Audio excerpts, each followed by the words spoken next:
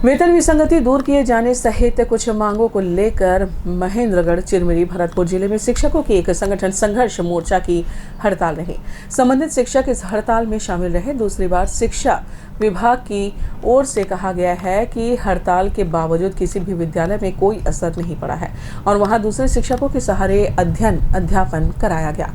जौनपुर के स्कूल को लेकर मिली शिकायत पर जांच के लिए कहा गया है और रिपोर्ट के आधार पर अगली कार्रवाई की जाएगी।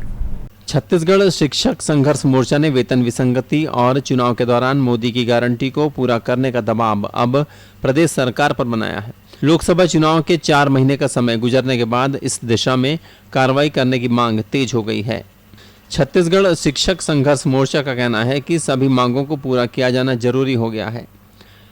प्रांतीय आह्वान पर संबंधित शिक्षक हड़ताल पर गए हैं। उन्होंने मनेंद्रगढ़ में प्रदर्शन करने के साथ अपनी मांगों को उठाया। 5 मांगे हमारी है। उसमें जो प्रथम बिंदु है, सहायक शिक्षकों का वेतन विसंगति दूर किया जाए।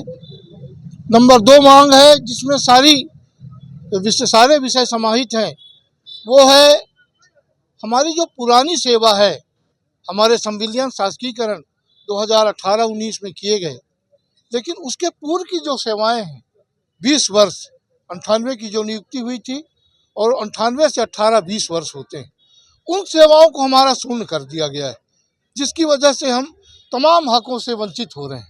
2018 से जो हमारी सेवा गणना मानी जा रही है, उसके लिए पूर्णतः 1 जुलाई 2028 को जिसका 10 साल पूर्ण होगा, वो पेंशन का पात्र होगा, जिसमें हमारे बहुत सारे 98 के जो भर्ती के शिक्षक हैं वो इससे अपात्र हो जा रहे हैं और कई जो रिटायर हो चुके।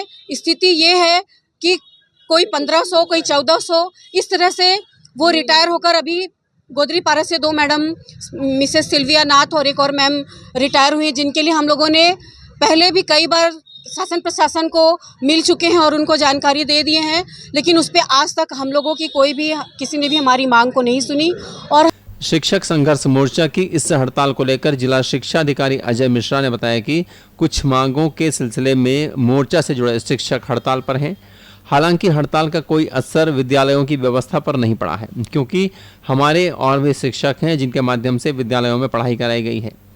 चैनपुर विद्यालय से संबंधित एक मामले को लेकर बताया गया कि जांच के लिए विकासखंड शिक्षा अधिकारी को निर्देशित किया गया है। हमारे जिले के सारे स्कूल्स, सारे प्राथमिक शालाएं, माध्यमिक शाला, हाई स्कूल, हायर सेकेंडरी, कोई भी स्कूल बंद नहीं है और वहाँ पे अध्ययन अध्यापन की भी कार्यवाही चल रही है और किसी भी प्रकार का कोई प्रभाव इन शिक्षकों के हड़ताल से स्कूलों में नहीं। शिक्षक नहीं होने से बच्चे कैसे पढ़ेंगे? प्रत्येक स्कूल में हमारे 2-3 प्रकार के शिक्षक हैं।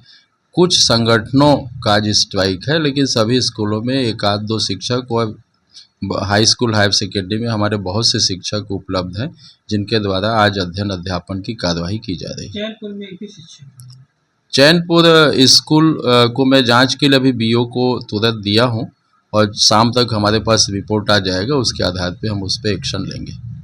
छत्तीसगढ़ के सभी जिलों में शिक्षक संघर्ष मोर्चा से जुड़े हुए शिक्षक गुरुवार की इस हड़ताल का हिस्सा बने। उन्होंने मुख्यमंत्री और मुख्य सचिव तक अपनी बात पहुंचाई और लंबित मामले को निपटाने को कहा। माना यह भी जा रहा है कि आगामी 2-3 महीने में नगरीय निकाय के चुनाव कराने की योजना सरकार की है, इसलिए इससे पहले शिक्षकों ने अपनी पुरानी मांगों को लेकर दबाव की रणनीति पर काम किया है। संभावना यह भी जताई जा रही है कि दूसरे और भी संगठन इस चुनाव से पहले आंदोलन का सहारा ले सकते हैं, ताकि उनकी मांगों के बारे में कुछ काम हो सके। ग्रैंड न्यूज के लिए मनेंद्रगढ़ से मनोज श्रीवास्तव की रिपोर्ट।